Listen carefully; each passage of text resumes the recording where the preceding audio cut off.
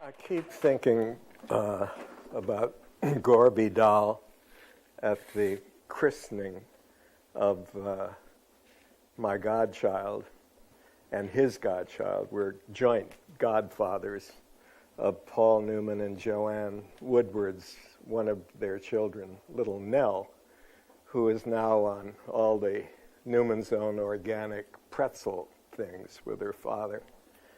And Gore is not too comfortable handling babies.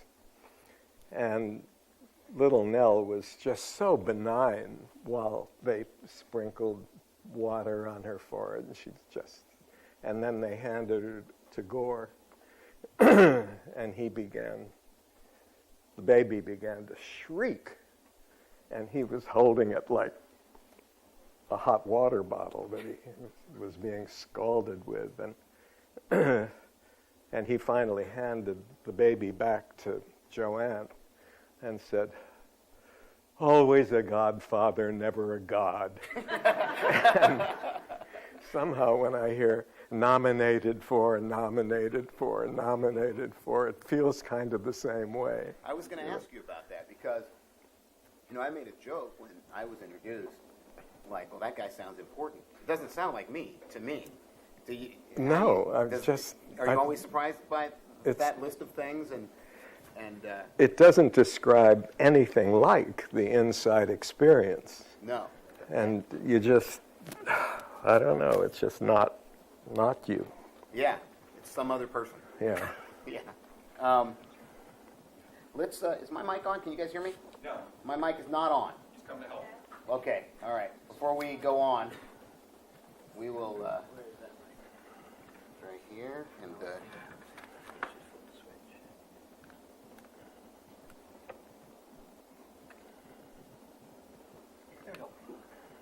all right, we're good now? Yeah. Okay, all right. Did you kind of hear what I said? Yeah. Good, okay, great. Anyway, yeah, it's a very strange feeling to have people say all kinds of wonderful things about you when you're just trying to live your life. And you don't think of yourself that way. So you were born in New York City in 1922? Yeah. March 22nd. March 22nd. Oh, really? Wow. All right. Coming right up. March 22nd. My parents were married June 22nd. I was conceived the night of June 22nd. My father insisted that was true because it made an exact 9 months to the time of my first appearance. And his point was, he said that he had been a virgin when he got married, and that he highly recommended virginity if I wanted my first child to be born exactly 9 months after my wedding day. So I later found that that was not altogether true. But anyway, 22s all through the family. Wow. All right. Is that a lucky number, you think? 22 for you? I don't know. All right. I had a hat on the way here. We drove here together, and Stewart asked me if my hat was lucky. So I just thought I'd ask him if 22 was lucky. Anyway, so what was it like growing up in New York in the 20s? It was a paradise. I remember the day that they made the horses change from metal horseshoes to rubber ones because people were complaining about the sound of the horseshoes in the morning when the ice would be delivered and the milk would be delivered. And there were lots of cars too, but somehow the stores, and there were no supermarkets. There was one chain, Gristedes, and then there was the A&P, but they were the only two.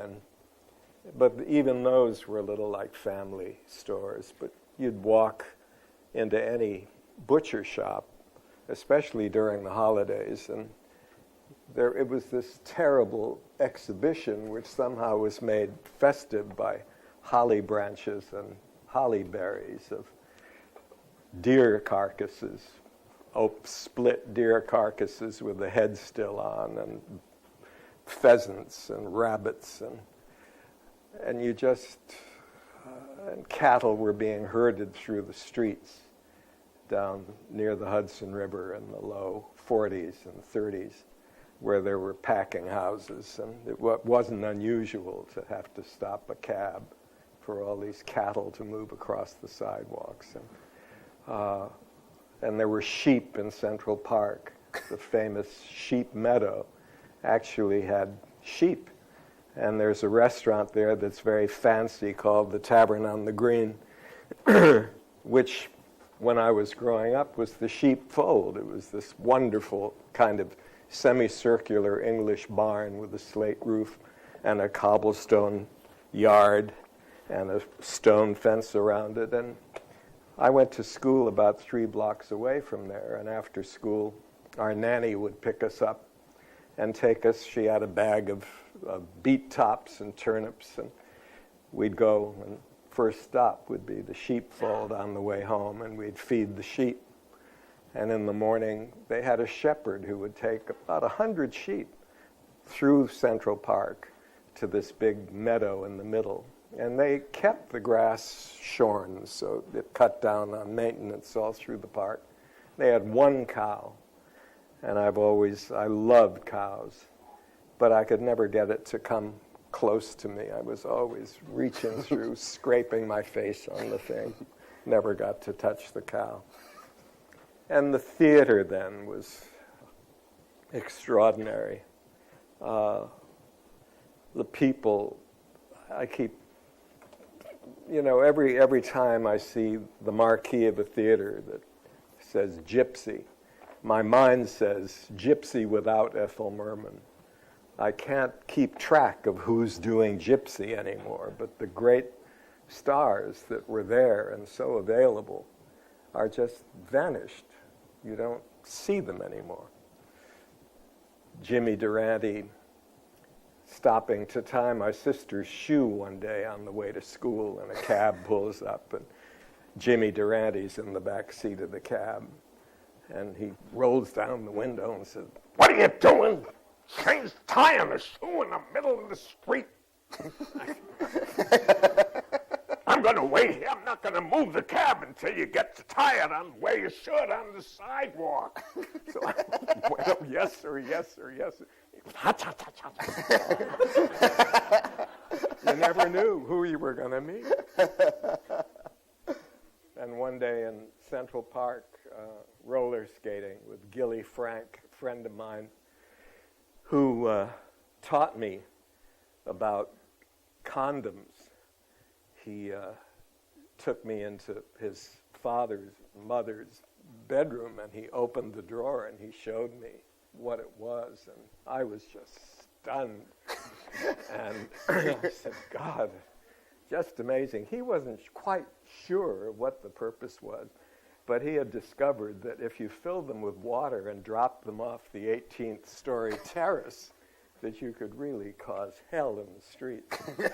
So that's what we did. We would water. I don't know what his father's reaction was.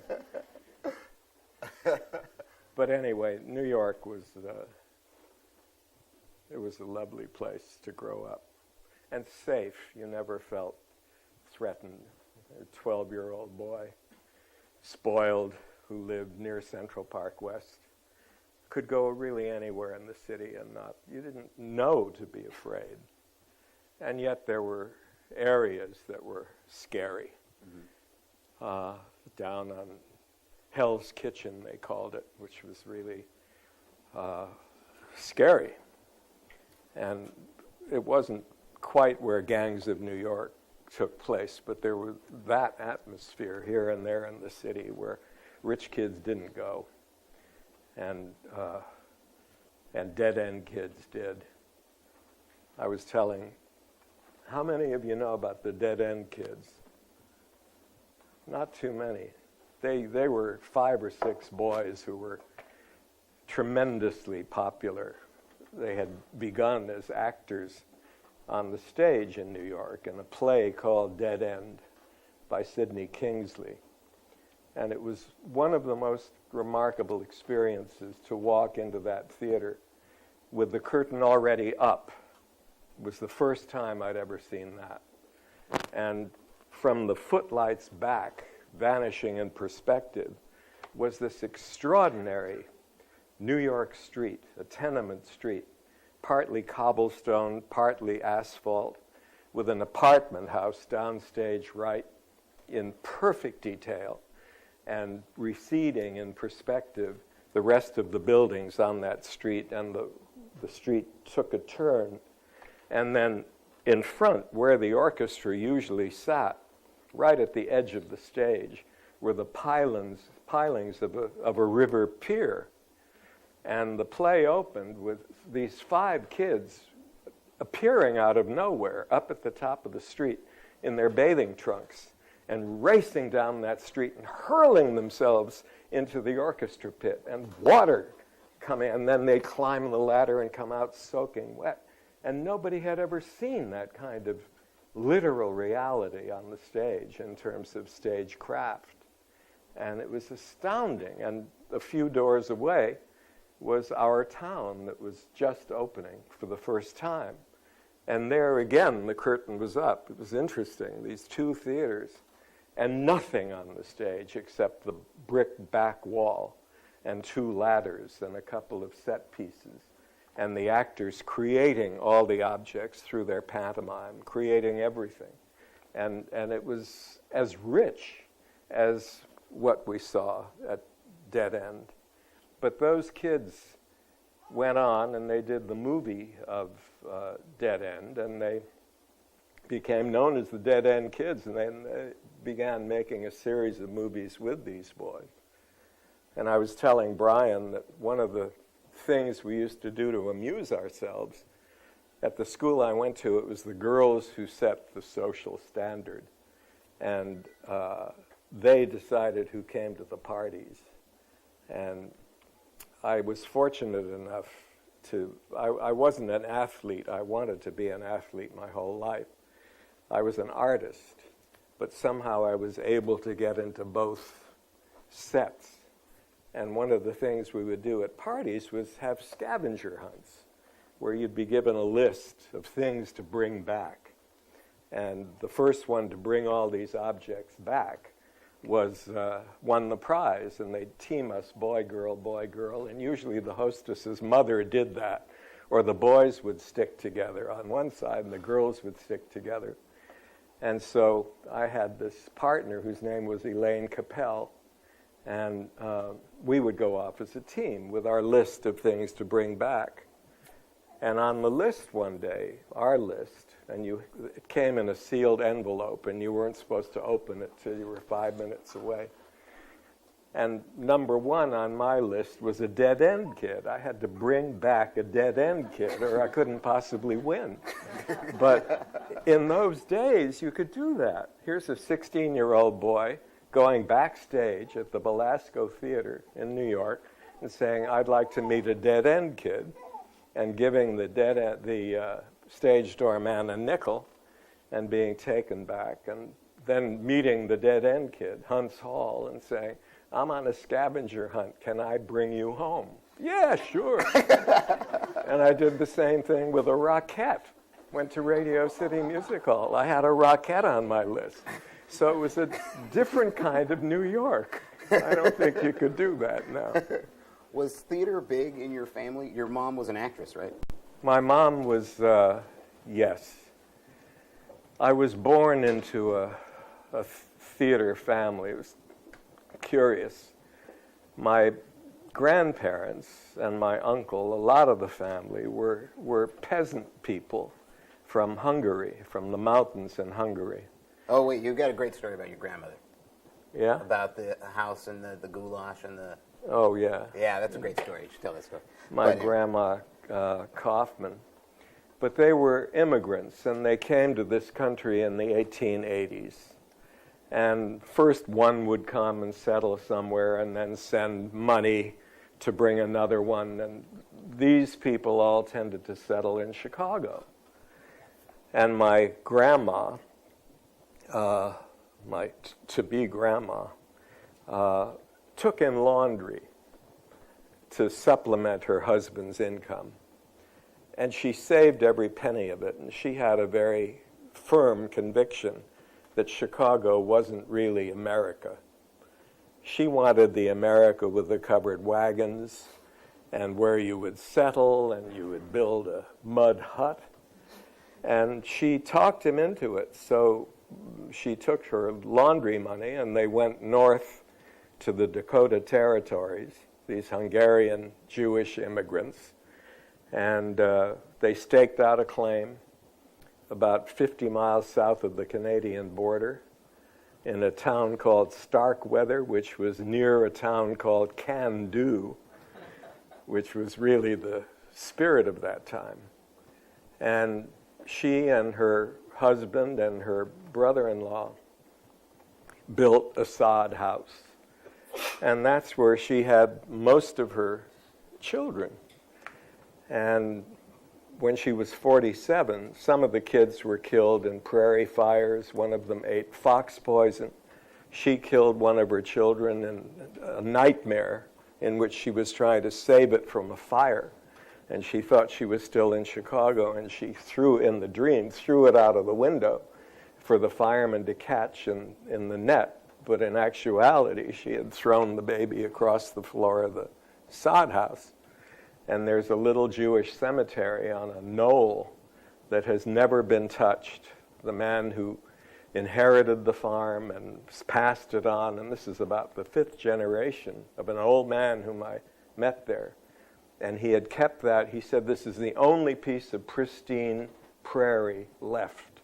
This has never been plowed. It's never been touched. He said, I don't care if they were Red Indians or if they were Hebrews or what they were. I always keep the bones buried every time the badgers dig them up. And he showed me that place and all these ancient pieces of tin with Hebrew letters they're in nail holes describing who was in the grave. But anyway, so Grandma lived there, and at the age of 47, as a kind of afterthought, she became pregnant, and everyone thought it was a tumor because 47-year-old women didn't get that way. So they took her to Chicago, and she was pregnant with my mother, so my mother was called the little tumor, I think, until she went on stage. And she was very ambitious to be an actress. But meanwhile, my grandma had married off my mother's older sister, who was actually born in Hungary and then raised in the sod house, to a former furrier who had been an immigrant too, from a village 30 miles away in the Hungarian mountains. And he had come and he had invented that thing on the silver fox. Women used to wear silver fox around their shoulders, and he had invented a spring so that the head of the fox had this false lower jaw, and you could pry it open and it would bite its own tail, and that way you could wear it and the wind wouldn't blow it off. And he created that when he was a furrier. And then he met another former immigrant, Marcus Lowe, who was in the vaudeville business in New York. And he had been a furrier too, and he persuaded my uncle to move to New York and to go into this thing called the Nickelodeon, where you put a penny in something or a nickel in a machine, and all these still cards flashed by, and it looked like a movie. And then he bought one of 3 Esmeraldas. They were wax gypsies in a case, and you would put a coin in, and they would do this, and they'd pick up a fortune and drop it in a slot, and you could have your fortune told that way. And then he heard about somebody who had made a movie by standing in the front of a train and photographing all the scenery out the front of the train, and had the idea that if someone could get a car from a real train, and set it up and put people in that car and run this movie out of the front that they'd think they were really exploring the United States. And that cost a dime, so my uncle put that together. He kept borrowing money from his mother-in-law, my grandma, and she really thought he was insane for doing all these things. And they called it Hale's Tours. And my other uncle, my mother's brother, who was very tiny, he only weighed about 95 pounds, and he would be the guy on the crank to make the train jiggle, so people would be sitting there really being on the train and sure that they were seeing the whole country for a dime. And then my uncle, heard about, he had met Edison, and he heard about this great French actress, Sarah Bernhardt, who had made a film in France of Queen Elizabeth. And he saw his opportunity and borrowed some more money, and he imported that film. And there were no movie theaters, but he would get a legitimate theater on a day when they had no matinee, and he would show the picture there. And people just were stunned to see life on the screen. It didn't even matter that they couldn't hear anything or that it was all in black and white. And my grandma, that same woman, met Mary Pickford, who was the biggest star of her time, beautiful girl.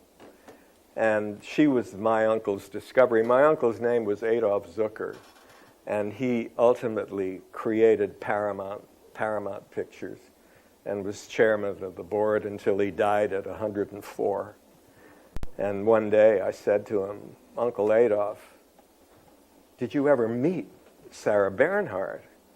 And he said, yes, I did. He had a Hungarian accent and very thick his whole life.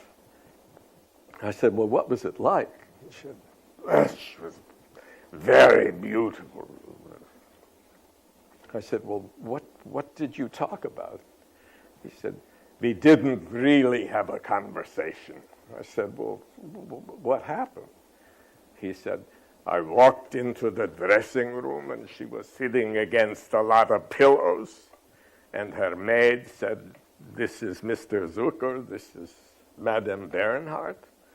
And I said, well, what did you say? He said, I'm very happy to meet you. I said, what did she say? She said, how's business? That's all she said. How's business? How's Queen Elizabeth doing? I thought, my God, what a marvelous thing to remember. Anyway, so I was born into this family. On my mother's side, my father was a physician in New York and came from a very modest background, as these people had, but he charged $3 for a home visit and was always on call. He never saw the third act of a play because he was so conscientious about racing to people's bedsides. So his whole life was giving things away.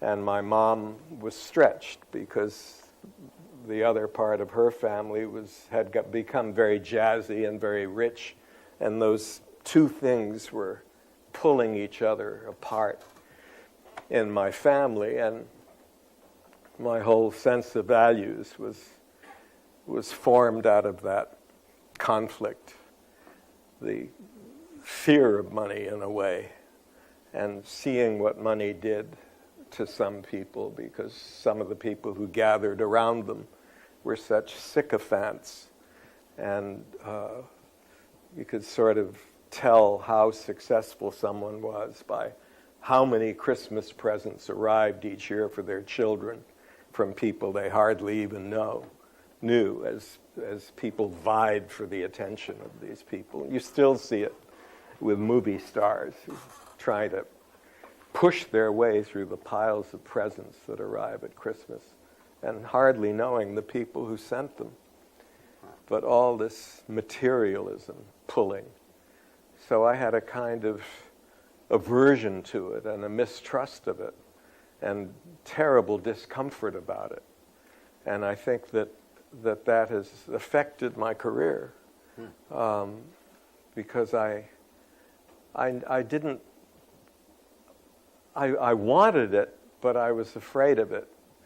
And so there was a way I had of doing penance if ever I was able to really get through a script and see it through from beginning to end. And if it was made into a movie, it was almost too much. I would feel very guilty about it and feel that I had no capacity anymore to write, so that the next project I felt as frightened about approaching as I had the very first thing I ever wrote, maybe more so.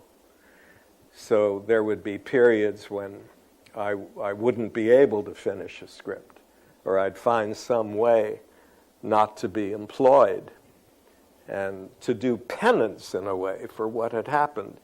And I would have to make these sacrifices before I could find it in myself to be productive again. And I'm sure it all went back to that conflict where my dad was playing for 1/4 cent a point in big poker games where other people were playing for $5 or $10 or $15. And he was allowed into the game because they all liked him. They all respected him enormously because he was such an ethical man. And these were big, big movie moguls and important executives. But that was always there. It's never been quite as clear to me as it is right now as I'm trying to... Now, you spent the summers at your uncle's every summer, or...? Well, every summer until I was about 7, my uncle had an estate, the most gorgeous estate, with a 18-hole golf course and 3 big stone houses on it, and a theater, and a 110-foot Olympic mosaic swimming pool, and 50 cows to keep the place in fresh milk and cream, and pheasants and all kinds of things. And it was paradise. But I just wanted to be with the cows, either with the cows so they would hire counselors to teach us tennis and how to play golf, and I didn't want to even hear about it. I liked to swim, and mainly to catch. I'd catch frogs and throw them in the swimming pool and then dive down and try and catch them, and it was really wonderful against all that blue mosaic to see a bullfrog chase it through the pool. But mainly I was either at the cows. My mother didn't breastfeed. Most of the women of that time had to have no breasts, so they were always bound up. And they didn't breastfeed their children in the class of people that I was born into. So I really envied those calves, and I think I identified. So I was always hanging around with the calves, and looking at their mother's udders and thinking, oh boy, someday, mom's going to come through. So cows have been very big in my life. And the other thing that was big was Peter Pan. Because the first play that my mother took me to, and I loved Peter Pan, I think probably mostly because she always took me to the matinees of Peter Pan at 11 o'clock in the morning on Saturdays at a great theater called the Civic Repertory Theater on 14th Street. And it was run by an astonishing young English woman, the daughter of a poet named Sybil de Gallion. And she built the only real people's repertory theater that this country has ever known, to the point where when they closed the theater 6 years after it began, they had 34 plays, from Peter Pan and Alice in Wonderland to The Cherry Orchard and Romeo and Juliet, Cradle Song, 34 plays, rehearsed, built, ready to go at any hour of any day. And the top price was $1.50. And at Christmas, Peter Pan was free to children, and they were allowed in with an adult. But there couldn't be more than one adult for every 10 kids, because they wanted bedlam in the theater. And there was, and the kids would be flying down the aisle trying to climb onto the stage to help kill the pirates. It was just wonderful. But so I had seen Peter Pan, and it was an echo of everything I wanted: to be free, to be able to fly, to be able to get away, to be omnipotent enough never to be held down, to be able to forget everything that was painful, to have no memory, and I used that in Rebel Without a Cause too. Did you? Yeah, the mansion is really Peter and the Lost Boys and Wendy. Mm-hmm. Wendy later be our mother, and the Natalie Wood character is the surrogate good mother, and the James Stark character is Peter Pan imagining himself as captain and adopting this lost boy, Plato. And they even talk about memory in that scene, where Jimmy says, I can't even remember what happened this morning. Right. So it just flooded everything. So cows and Peter Pan have something to do with. Now, what theater sounds like it was big in your life? Theater was big partly because you could see everything for so little money. And, $1.10 got you into Broadway, into a Broadway theater, into the balcony. And $1.10 was a lot of money, but it wasn't really that much more in those days. $3 was a lot more, but $1.10 you could scrape up by shining your father's shoes every day. And so it was available to kids. And the other thing that was available was seeing the second and third act of everything, because at the intermission after the first act, you would just join the crowd and sneak in and pretend someone was your mother or father, and until you could case and see who came back and who didn't and where the empty seats were. So we were all authorities on Act 2 and Act 3. None of us ever saw Act 1.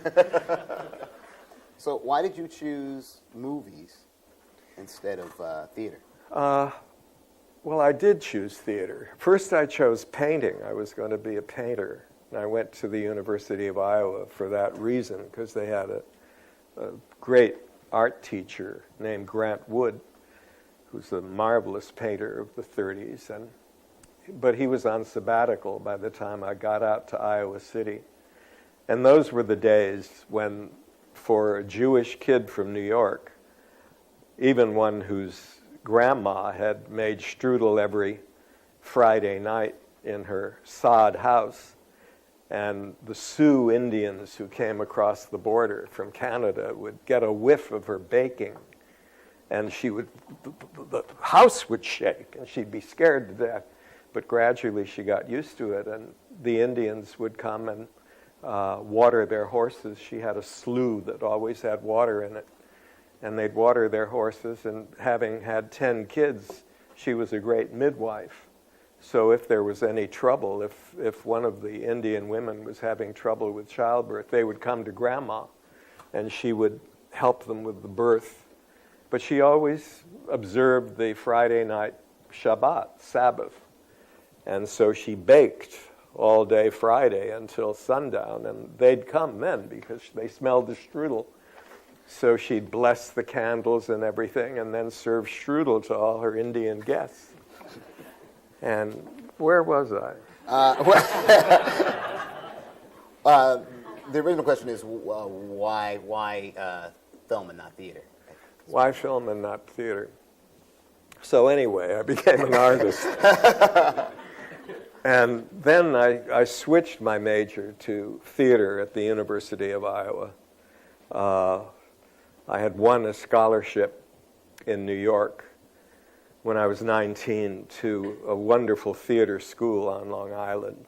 I had auditioned with 300 other young people for this scholarship, and I chose a scene from Ah Wilderness, Eugene O'Neill's play, and was so scared that I couldn't do it standing up. I asked for a chair, and I was in the chair, and I was shaking, and finally I lay down on the stage and did it. And Boris Karloff was one of the judges sitting in the front row, and Antoinette Perry, for whom the Tony Awards are named, and they're sitting there watching, and I got through and literally crawled off the stage. And after a few hours, Mr. Karloff stood up after all these auditions and said, "Is there a Mr. Stern in the house?" And I nearly fell out of the balcony. I had won this scholarship, and that made me change my major at Iowa to theater, and that's what I wanted to do. But then I went into World War II and came out, and nothing had happened. I mean, nobody remarked on the changes in me.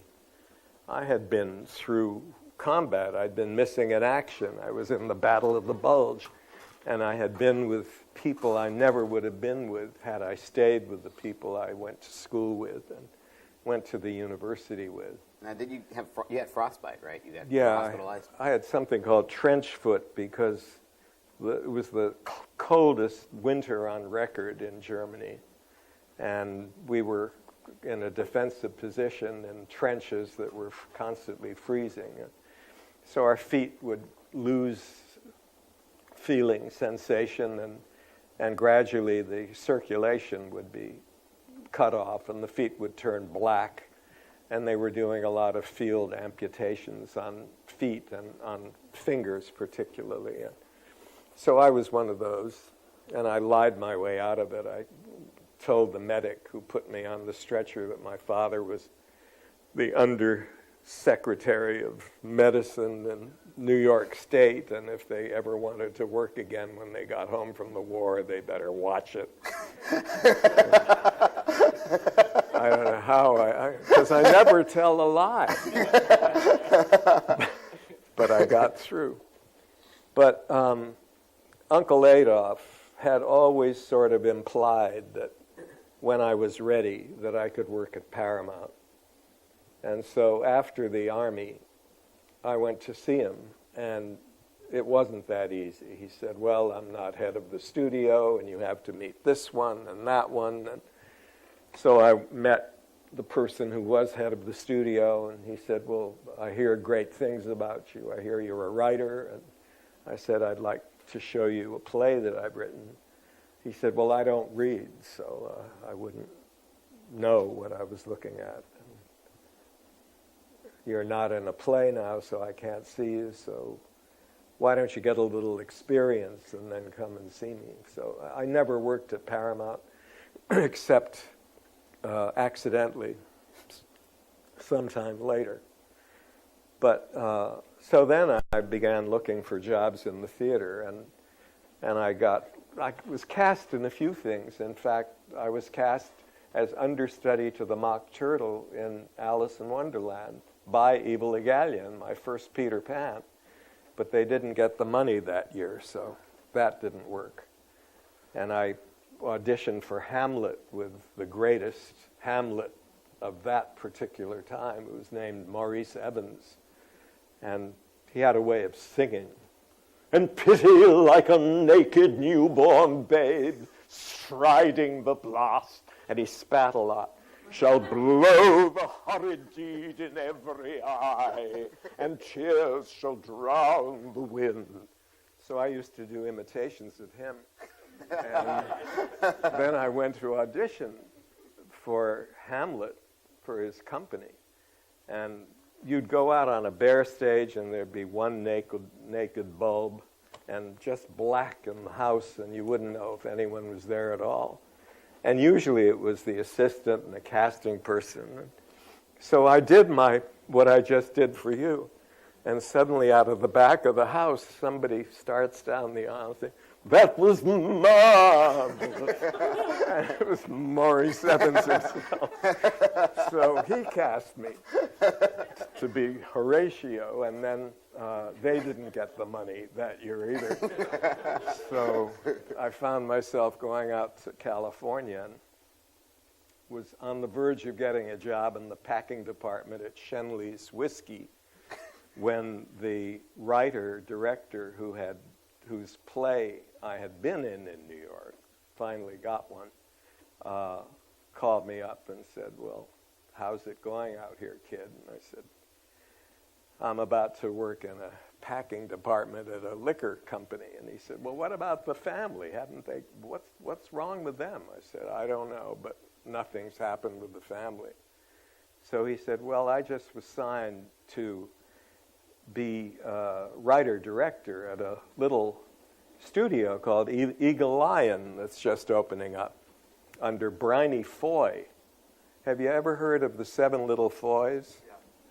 Well, Bryony was, I think, the littlest of the Seven Little Foys, and he was head of this new studio. So Joe Fields, this wonderful writer who had done, well, now he's been dead a long time, but he has a hit on Broadway called Wonderful Town. He wrote My Sister Eileen from a book. He and his partner wrote wonderful comedies. And he said, "Come on, I'll take you to meet the people at the studio." But he said, all you do is say yes. No matter what I ask you, you say yes. No matter what happens.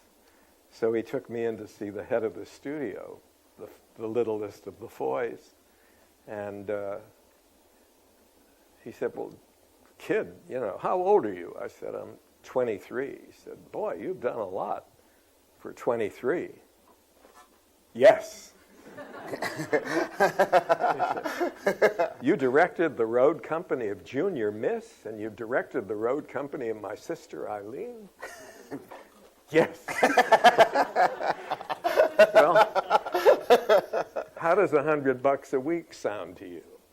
Well, it sounded like heaven. I said, what would it be for? He said, "A dialogue director. You know what that is?" "Yes." I had no idea. So anyway, I stayed there. I was dialogue director on 12 movies, the shortest one being 8 days shooting schedule, and one of the famous ones called T-Men. These were all film noir, and T-Men was a huge hit, and it's a classic today, and that was 22 days. And my job was to get there early in the morning and go into the makeup trailer where the actors had gone to be made up. And I would sit there with the script, and we'd run lines, so I'd be sure that they knew all their words.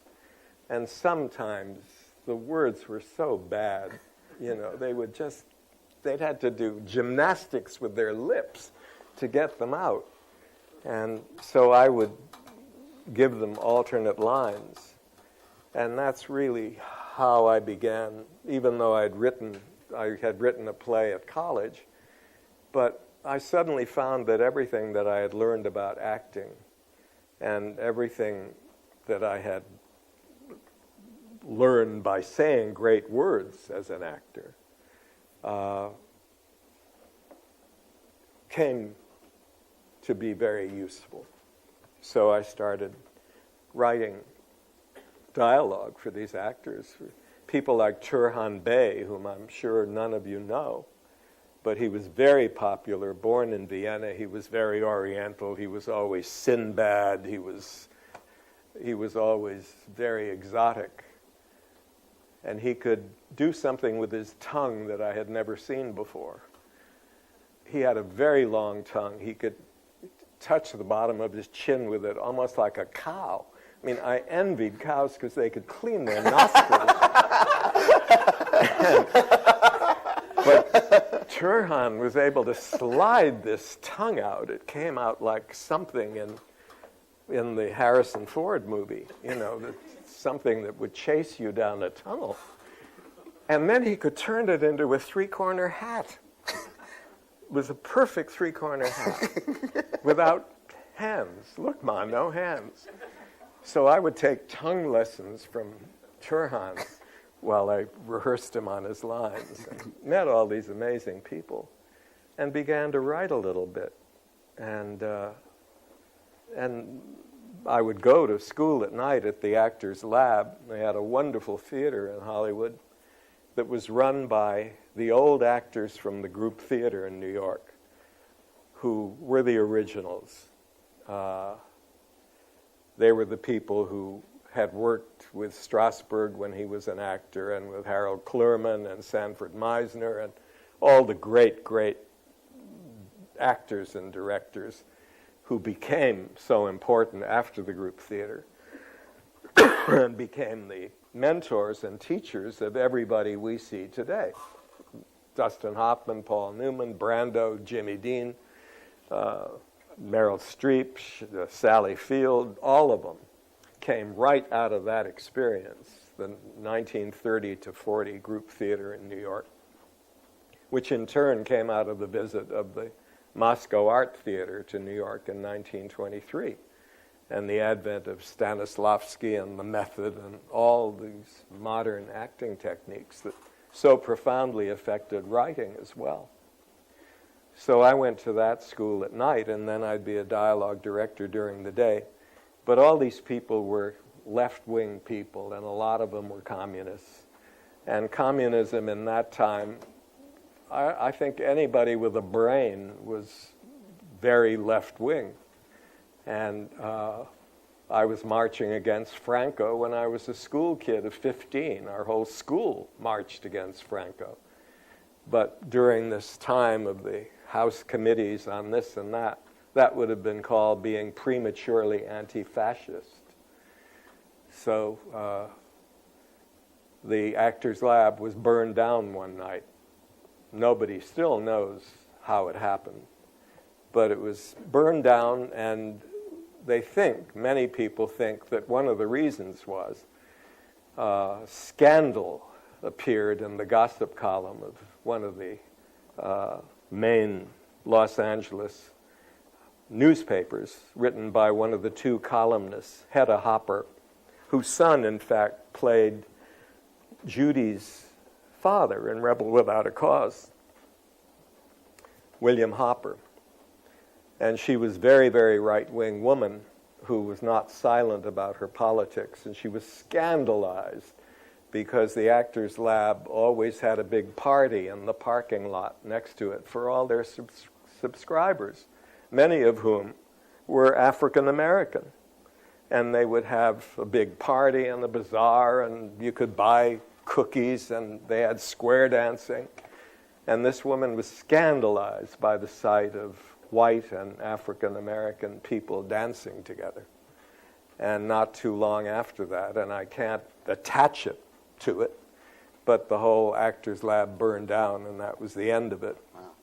And many of the actors who were teachers there died as a result of the Un-American Activities Committee, and one of them, Bud Bonin, Roman Bonin, a great actor, died on stage. Others committed suicide. Yeah, can you talk a little bit about the blacklist and what it was, and for people who don't know what it was and how it worked? Well, it's really confusing how it all happened, but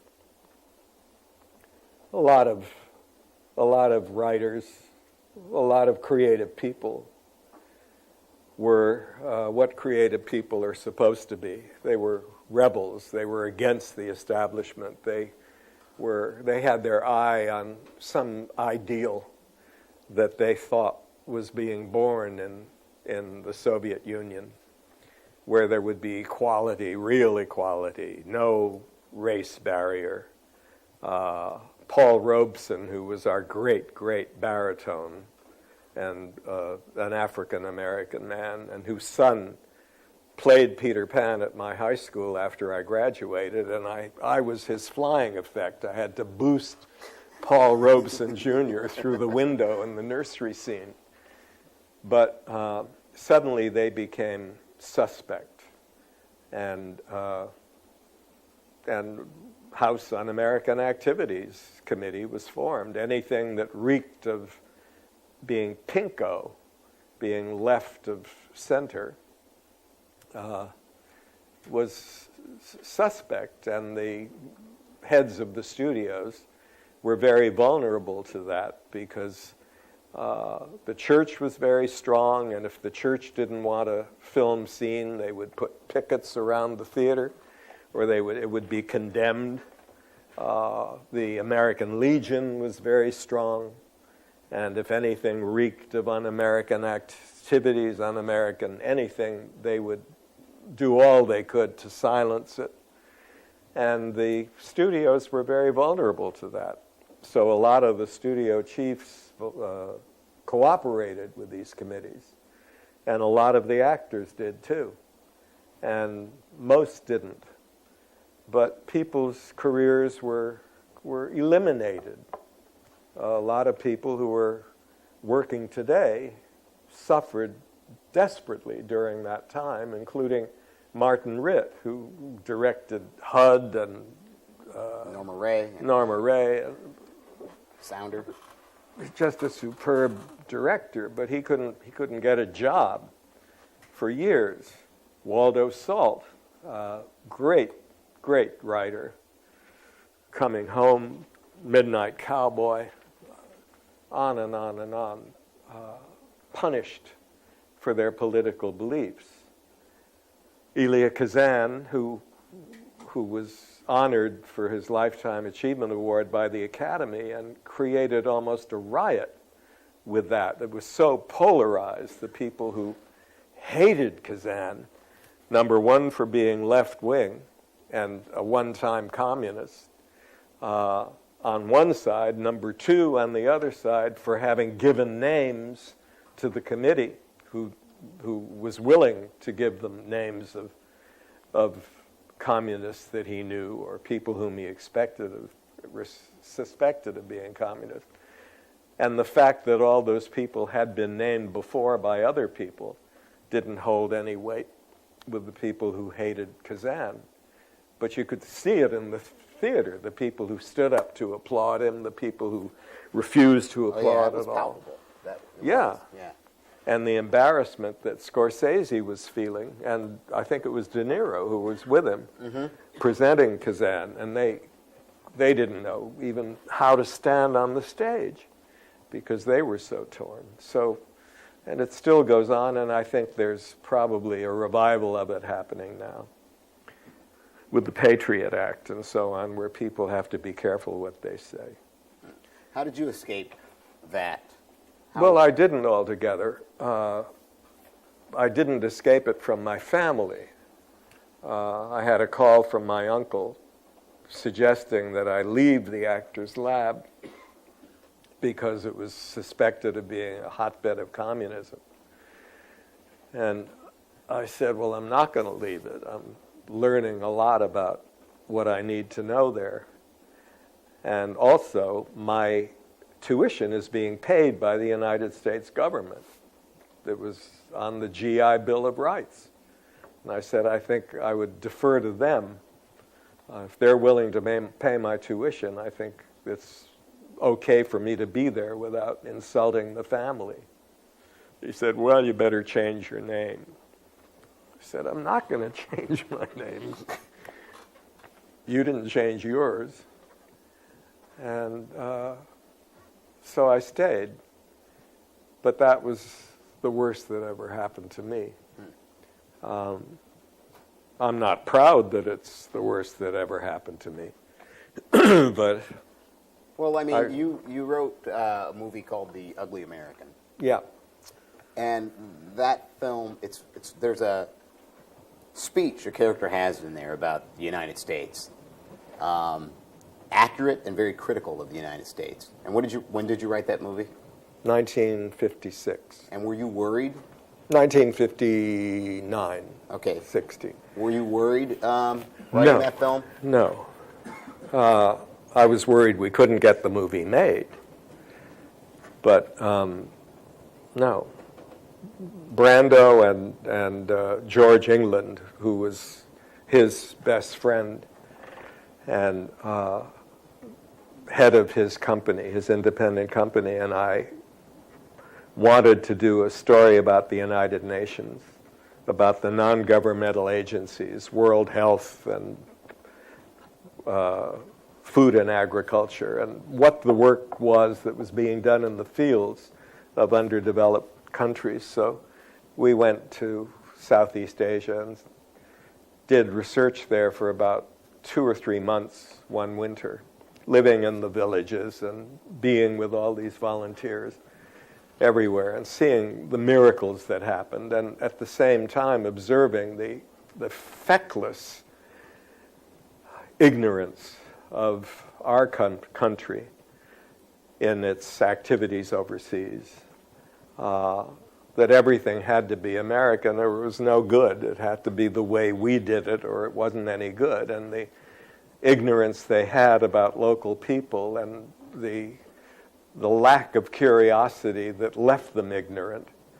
So, and to see that happening in the context of the Cold War, where the Soviet Union was so careful to understand the local cultures, and they were winning hands down from a public relations point of view.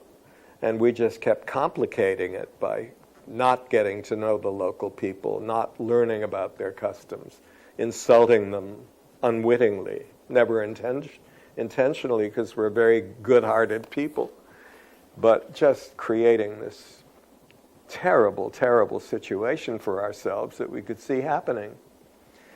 So when The Ugly American was published as a book, we leaped on that. We hadn't been able to get our story made, but we had already been exposed. We had all this incredible research. So we were able to bring it to that book. First I did an adaptation, a literal adaptation of the book, and when we took it over to Asia and read a synopsis to the people in the villages where we wanted to shoot, they just screamed with laughter and said it could never happen. And we hadn't realized that the book was really written as a kind of metaphor, that something that happened in one village once seemed to be happening everywhere in that part of the world, according to this book. And so I was fired, which always happens. It's always the writer. And I went and did another picture, and then they begged me to come back, and I wouldn't, and then I did. And we decided we would just use certain elements in the book, but really do it about what we had found. And we did, and to our amazement, the studio went along with it. And the end of that picture, after this ambassador goes to a developing Southeast Asian country and gets snarled in it the way we're snarled in Iraq, for slightly different reasons, but from the same kind of misunderstanding and lack of information. And this riot starts, and the Prime Minister is calling the 7th Fleet in and calling us to account for our CETO treaty and everything else. And the world is falling down around this ambassador's head, and it's Brando. And his best friend, who is a local nationalist, one of the reasons he's been picked as ambassador, because he knew this guy during the war and might have influence. But he's misunderstood as a communist, even by this ambassador. So all hell has broken loose. And he's addressing the press in this besieged embassy, saying, if there's one thing I've learned about America, it's that we have to go back to the thing that made us America, to our own revolution, and be able to recognize the legitimate revolutions in these countries who are seeking their own self-identity. And yes, they're being exploited by other countries, but they're not all communists just because they don't want us there. And so you cut from him in the middle of this speech to the average American home. And a guy you've never even met before is drinking beer and kind of half watching the television screen. And as Brando gets to the point where he says, if there's one thing that I want to tell the American people, the guy gets up and turns off the TV and goes back to his beer. And that's the way the movie ends. Well, for a major studio to have invested the kind of money they did in that film, to be willing to end the picture on that note, which just leaves the audience, even now. I ran it at Port Townsend last year, and you couldn't believe what the reaction in that house was. It was as if it had been written yesterday, because to our great discredit, nothing has happened. Nothing has been learned since 1959 when that book came out, and 62 when our movie came out. And you try, and you finally have the pulpit to say something that you have discovered and that you know people need to know. And it's very tough sometimes to keep yourself connected to the value of that rostrum. You say, well, what value has it? You know, if this can be happening after I worked 3 years trying to do that, and we all worked, and the studio did what it did. So, but now the picture, those people who were seeing it, I ran it at Sundance last summer too, and there were so many fellows there who had won the fellowships from other countries, from the Middle East, from Palestine, the Palestinians, and Israelis, and people from Central Europe and Asia. And they just couldn't believe it. They said that this movie could be made anywhere but in this country. And it's true that it took Kennedy to finally get the State Department not to block it. We didn't want cooperation. We just wanted no one to get in the way. And he finally, through a telephone call made from a phone booth in the rain by George England, called, and George went back to the State Department, and magically it was okay. But anyway, I don't know what the point of it is. Well, that's fine. I know that I will be crucified if I don't ask about Rebel. So I'm going to ask a few questions about Rebel. When James Dean only made 3 movies, right? Rebel Without a Cause being one of them. Did he have a, Rebel came out 10 years before I was born. And I was born into a world where there was already a James... How dare you? I was born into a world where there was already James Dean, and James Dean was the coolest guy in the world. Did Rebel create that image of James Dean, or was that an image that James Dean had that Rebel... There was no time for him to have an image. There was no one for him to have an image with, because nobody had seen him, except East of Eden. I mean, by the time Rebel came out, they had seen that. But he had a reputation, even in New York.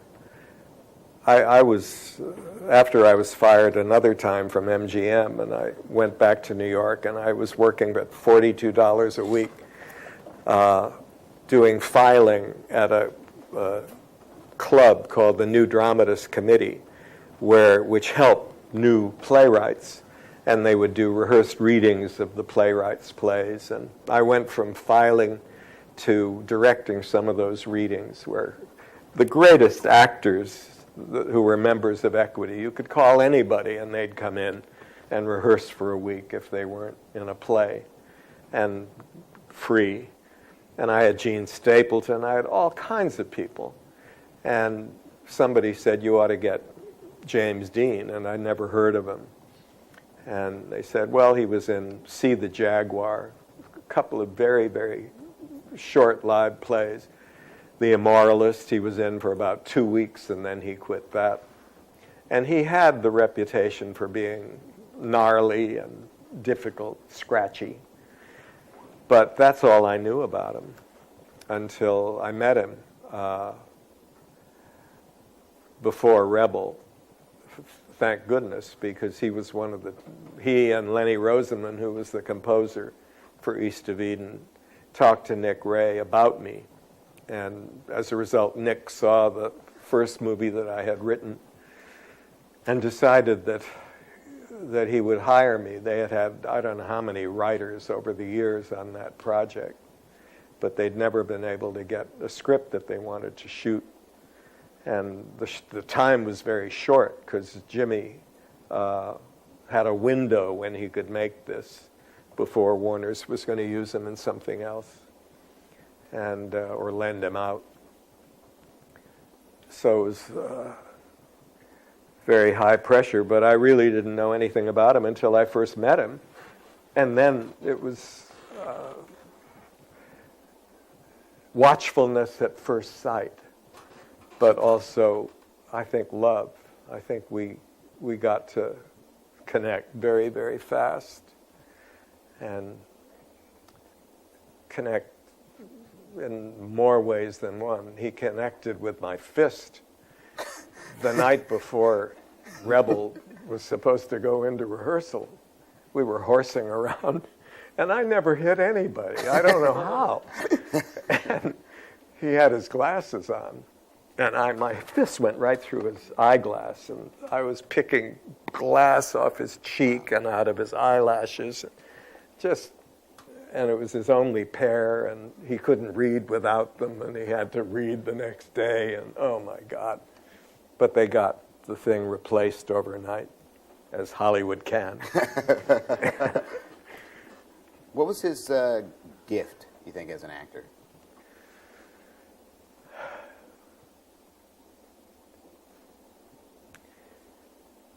One was emotional accessibility.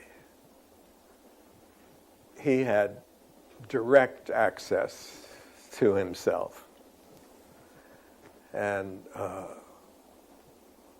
I don't even know how it could happen the way it did, but he had that. He was incredibly curious, like Brando. Everything was food for him. Everybody was food for him. He missed nothing. If he were sitting here, he would be able to characterize at least 6 of you to yourselves. He'd be able to imitate 2 or 3 of you. His hunger, every nerve ending was out there collecting all the time, and all of it was being used. He was curious about poetry, he was curious about music, he was curious about everything. Sometimes pretended more authority than he had. But he was a blotter. He was, I think, very independent, also very dependent. But he knew in the end that he had to protect himself, because he'd had a very rocky beginning with a very distant father and a mother who died when he was 9, and being virtually an orphan and taken in by his aunt and uncle, who were wonderful people.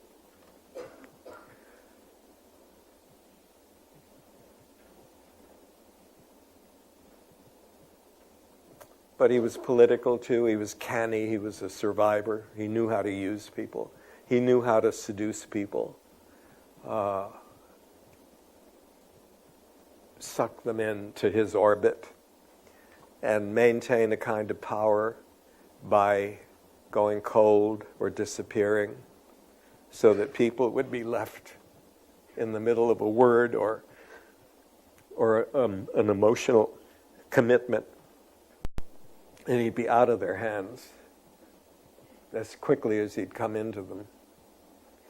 And then when that became a problem, he'd be back, like Peter Pan. And Brando had the same kind of power. Brando was much more conscious, much more sophisticated about it. But Jimmy had a way of pulling you in And it was, and he wasn't hurtful.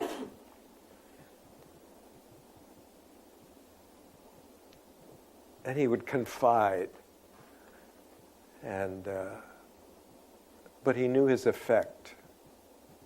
The last time I saw him, I was at my cousin's and sitting on a bar stool talking to somebody, and all of a sudden there were 2 hands put over my eyes, and I could smell the saddle soap. And I knew that meant there was leather, and if there was leather and leather on the hands over my, saddle soap. And I realized that it must be Jimmy back from the Giant location. And, you turn around, and I hadn't heard from him in months, and he'd just be there, come on, let's walk in the garden, and go walking, and you'd be his again. And that was for everybody. And it was his capacity as a star. Everybody who saw him thought they were his. And the parade at his grave in Fairmount is still, it's become a shrine. It's Mecca for so many people. And that was 1955, the Rebel came out, and that he died. And here we are almost at the 50th anniversary. And he's still this mercurial kid in the red tanker jacket who has probably more people at his grave than Jim Morrison had at his. But you knew you were with somebody. With Brando, I've seen a nightclub full of people dancing and carrying on, and Marlon will appear in the doorway, and people won't even have seen him. And gradually, instrument by instrument, the band stops, and suddenly everybody's turning. And he's so isolated by that, because nobody dares show, once they've reacted initially, they don't want to go and seek him out, because that'll show some need on their part or some weakness. So this terrible reverse snobbery happens. I'm not going to talk to him. I've seen it in a room when Nureyev has come into a room, too. Everybody dying to meet him, but they turn away, pretend disinterest. And Marlon breaks through it by coming in and talking to everybody, saying, I'm Marlon Brando, and finding some game to play with them. Catch their thumb or whatever it is. It makes the whole circuit of the room, so he won't be alone. And Jimmy had that too. Oh. All right. I think we're supposed to end, but that's a good note to end on. What have we said? What have we? I think we said a lot, or you said a lot. We have time for Q&A, so you can ask. Anybody have a question? We have a mic back here. Come on back. I hope it's about cows. Cows came up a lot. Come on back. You got it. Come on, sir. Unfortunately, I don't have a cow question, so. I don't have a cow question, so many apologies, but I am interested in your perspective on the quality of writing these days. I watch television and I shake my head and I look back to what must have been a golden era, but then I can't work out when that golden era actually ever was. So I wondered if you could give your perspective, particularly with television writing, looking back over the years, when was the golden era from a writer's perspective? I think it was immediately after World War II, when live television first concerned itself with new dramatic writing, and it came right out of the theater, because television was centered in New York, and NBC was in the RCA building in Radio City. And it used theater people, it used theater actors. It was a godsend to them, because if they weren't employed, it was employment. If they were in a long-run play and stale, they could do a live television play because it rehearsed for a week, and it took their matinees into account, and then you were on the air Sunday night. And so it was a great boon to them. And also to the directors, the neophyte directors, Reginald Arthur Penn, John Frankenheimer, Delbert Mann, Jeff Hayden, who all came out of live television. Sidney Lumet. And Sidney Lumet. Well, so many of them. And so many of the actors. And it was sort of the second coming of the group theater in its effect on Hollywood. Well, you had your writers that you didn't mention. You write, and you have Patty Chayefsky, Rod Serling, Reginald Rose, Tad Moselle, Horton Foote, Vidal, all on and on. Every Sunday you would have a different one of them in an original play that took an hour.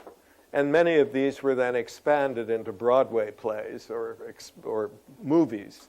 Marty certainly was one example of that went from television to the big screen and won everything in sight and established Patty Chayefsky as an important writer.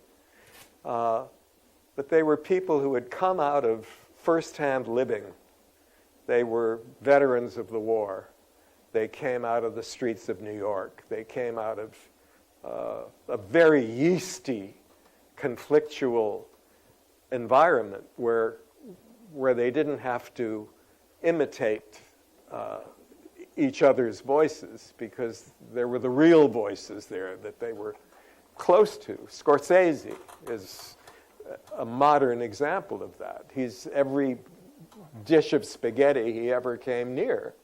And he's sticky with life. And that's in everything he does. And these people were that way. And they shocked the Hollywood establishment when they came out there. People who rehearsed, they don't know what rehearsal is. And they have developed, Paul Newman, when he did Cat on a Hot Tin Roof, he always insists on 2 weeks rehearsal, whether he's directing or whether he's starring, because that's the way he works, investigating the role, doing research, going and visiting with the people he's going to portray. And Hollywood people, show me my marks and tell me when to start talking, and I'll do it. So Paul and Elizabeth Taylor, it was oil and water, because she would just be sort of idly mumbling her way through a rehearsal, and he would be really looking for it and sense memories and emotional memories and substitutions and all the things that he had learned at the Actors Studio. And then finally, and preparing, and be ready. And she would just be standing there watching this whole exhibition, wondering what it meant.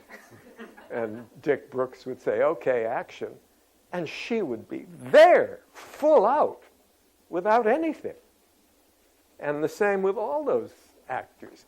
But the collision, it was so mystifying to the Hollywood people that this avalanche of New York had come with their rudeness, with their not very good table manners, with their rebelliousness, with their clannishness, where New York, the theater, was the thing. And these people, to whom New York was that other place with nothing between you and it, like the New Yorker cover that showed Los Angeles and New York next to each other with no man's land in between. Yes, sir. So, what do you consider the most important trait? I can't hear. What do you consider the most important trait for a screenwriter to have? The most important training? Trait. Trait.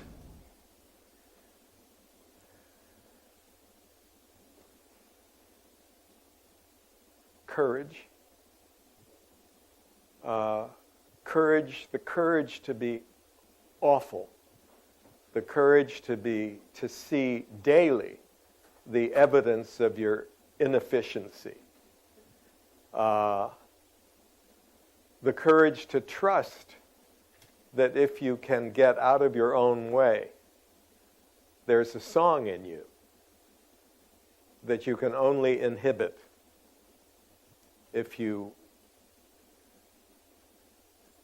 your fear can inhibit, the fear of being bad. I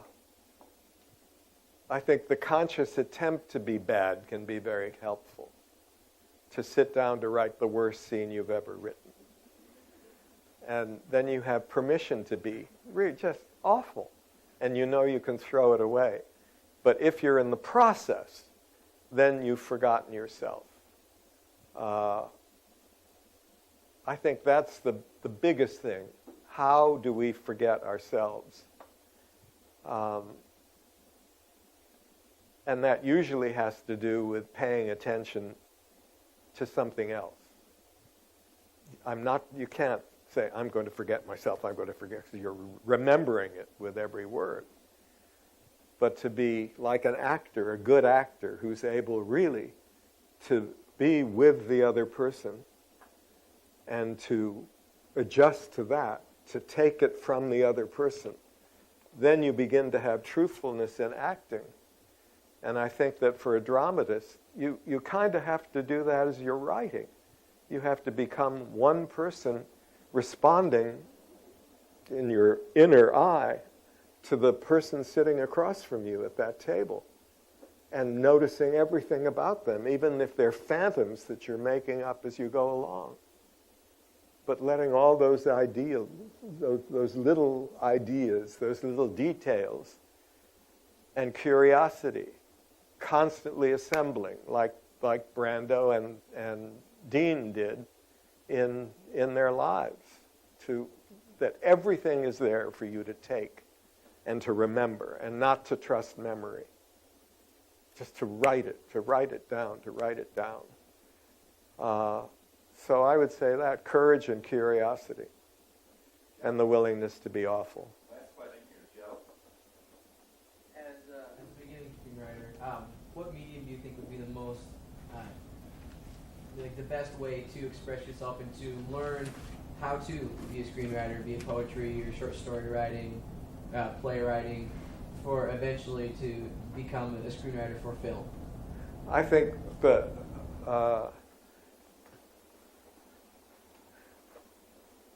the three things that have helped me most are acting, studying acting with the right people, with someone who comes out of the Stanislavski school. That probably was the most important. Because when you're in a scene and you have to locate in a piece of dramatic material what the core of it is, what the armature is that Brian was talking about. What is this saying? What is the spine of this scene? What is this about? And to make that active for yourself, sometimes put in terms of a verb. Sidney Pollack came and talked to my class at the University of Washington, came up to talk to them for 2 hours and talked to them for 6, just about out of Africa. And he said that he and the writer had not been able to figure out what the armature of that picture was, that story. They couldn't put it into words. And they knew that somehow scenes were just not relating to each other the way they should. This is before they began shooting. But they were already over there on location. And then it occurred to them, this is after the script had gone through several drafts, that it was about possession. But possession is not something you can act. you can paint a picture of a possession. But if you translate that into an active verb, to possess, there's something to act. And so I think that as an actor, having to find those active words, the verb that you can act, and all the variations of it. How do you possess? Well, you have to keep adjusting that spine depending on what's happening around you. Sometimes you possess by pulling something out of an ashtray and putting it in your pocket. But all those ways that feed into that major drive, you can learn as an actor if you have a director or a teacher who is used to doing that, analyzing material. And you can make that yours viscerally so that what you write is organic if you have that actor's training. And beyond that, the director's training, who can give that to all the actors, who can lead them through the exploration of the written word and find the life in it. And beyond the life, and this is what the writer needs to do as much as the actor, and the fashion now of not writing description and all that nonsense, which is nonsense, is cutting half the life, I think, out of screenplays. Oh, that's the director. That's not our department. It's not the writer's department. It damn well is. The writer is presenting a vision. The writer is seeing, experiencing the life, and trying to present that in words, his or her vision. And that means sight, what you see in terms of human behavior, not leaving that up to chance.